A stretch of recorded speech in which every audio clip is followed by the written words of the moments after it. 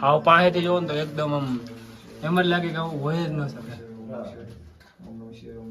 અંદર એને આખે આખું ભર્યું જ છે ને આ ગુફા બહુ ઊંડી જાય એમ કહેવામાં આવે. ભાઈ બહુ જ જબરદસ્ત મંદિર છે, કાંઈ ઘટે નહીં. એકવાર આ બાજુ આવો ને તો આવવાની જરૂર. પેલા છે ને દૂધ પડતું હતું, અહીંના લોકોએ કહ્યું કે દૂધ ભેગું કરીને ખીર બનાવી તો અદ્ભુત. કાંઈ મેં તો આવી જિંદગીમાં મારી જિંદગીમાં એને આવું જોયું જ નથી. જય દ્વારિકાધીશ. તો અત્યારે જાય છે અહીંના કંઈક પ્રાચીન મંદિરમાં, ત્યાં હિમાચલમાં છે. અહીંયા કંઈક શંકર ભગવાનનું પ્રાચીન મંદિર છે, ગુફા એવી છે કે બહુ જૂનવાળી છે. ચાલો તમને બતાવું ને.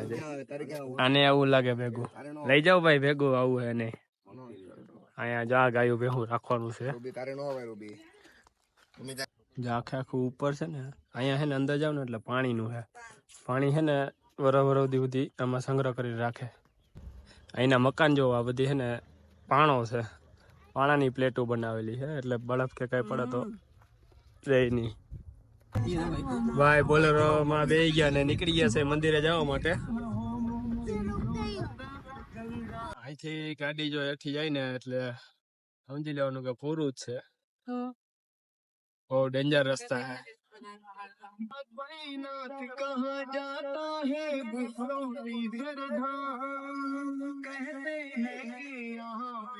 બહુ રસ્તા ડેન્જર છે.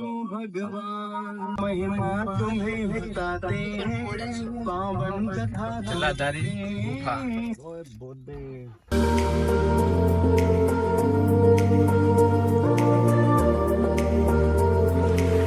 ઘરેથી ને ખાલી 10 મિનિટનો રસ્તો નથી, આરામથી પહોંચી ગયા. અહીંયા ગુફા હે એમ કે હે. અહીંયા આવી રીતે થોડુંક જ છે, મતલબ જો અહીંથી એન્ટ્રી છે ને અહીંયા અંદર ગુફા છે. આગળ તમને અંદર જઈને બતાવું. અહીં ઝાડવા જોવો છે નીચેથી લઈને એવડા એવડા મોટા છે ને ફૂલના છે, એકદમ સફેદ સફેદ ફૂલ.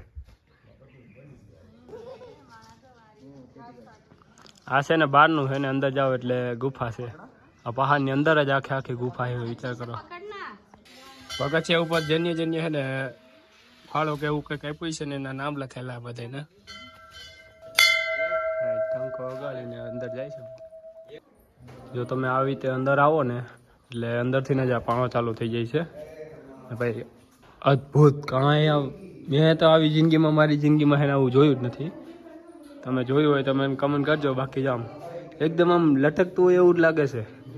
આપણે એમ લાગશે કે હમણાં પડશે પણ પડતો નથી. પણ વિચાર કરો કેટલા વર્ષો થઈ ગયા છે આ.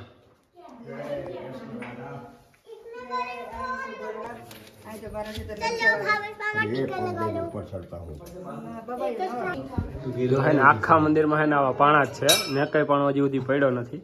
ને અહીંયા શંકર ભગવાનની શિવલિંગ છે ને ત્યાં જ વાહે ને પાણી પડે. મેં તમને બતાવું. અહીંયા છે ને એમ કહેવામાં આવે છે કે પેલા હે ને દૂધ પડતું હતું.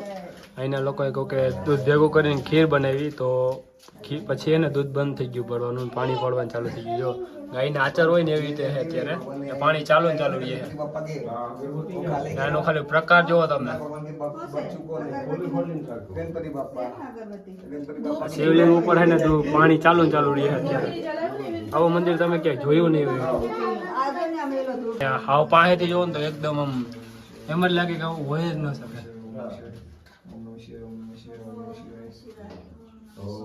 હજી આવ્યું તો અત્યારની સમયમાં આવી રીતે ઊભું રહેવું એટલે ગજબ કહેવાય.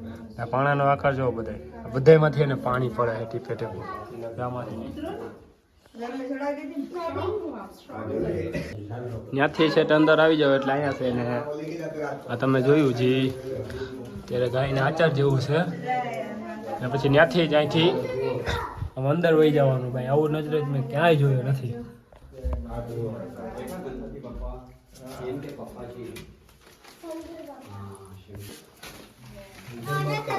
એની આગળ અહીંયા હનુમાન બાપાની મૂર્તિ છે, શંકર ભગવાનની મૂર્તિઓ છે.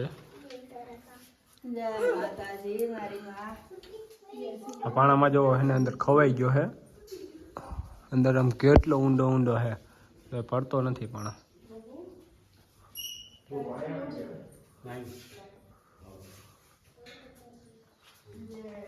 ભાઈ બહુ જ જબરદસ્ત મંદિર છે, કાંઈ ઘટે નહીં. એકવાર આ બાજુ આવો ને તો આવવાની જરૂર છે.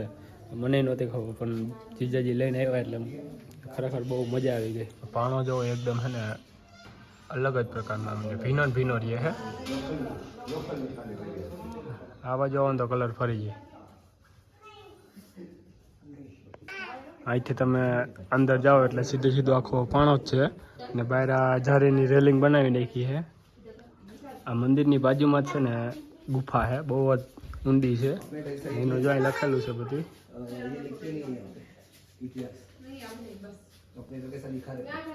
ને અહીંયા અંદર જવાનું જો તમને બતાવું.